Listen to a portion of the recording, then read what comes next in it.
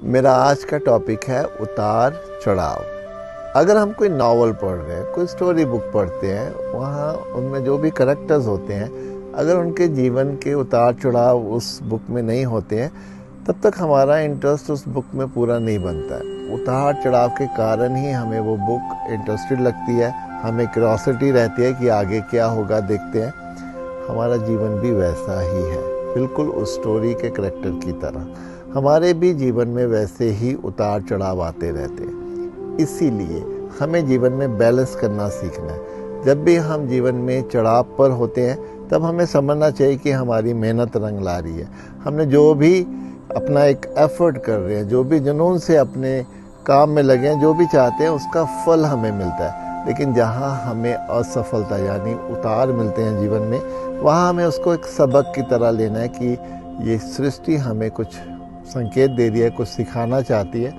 फिर उससे हमें और साहस आता है, हमें और शक्ति मिलती है, वहाँ से और समझ मिलती है। हम फिर चढ़ाव की तरह चलते हैं और फिर एक पड़ाव आता है तो फिर उतार भी आ जाता है। इसीलिए जहाँ जीवन में उतार आता है, वहाँ पर हमें उदास और निराश नहीं होना, बल्कि सीखना है कि अब आगे क्या करना है। और वहीं जब जीवन में चढ़ाव आते हैं, तब हमें बहुत उत्साहित नहीं होना, बहुत खुश नहीं होना। हमें बस ये मानना है कि हमें और आगे चलते चले जाना है। रिश्तों में भी हम देखते हैं कि उतार चढ़ाव होते हैं, हमारे मूड में भी उतार चढ़ाव होते हैं। इसीलिए हमें अपने आप को हमेशा ही एक संभाल के चलना है, रिश्तों को संभाल के चलना है। अध्यात्म में भी जो हम कदम रखते हैं, वहाँ भी हमें उतार चढ़ाव मिलते हैं। कभी लगता है कि ईश्वर हमारा साथ दे रहा है, कभी हमें लगता है ईश्वर हमारा साथ नहीं दे रहा है। तो ये जीवन का ही एक हिस्सा है, इसलिए उतार चढ़ाव जीवन में आते रहेंगे।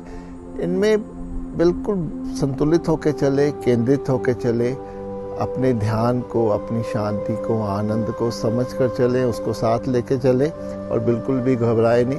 ज़िंदगी के इस उतार चढ़ाव का बस मज़ा लीजिए।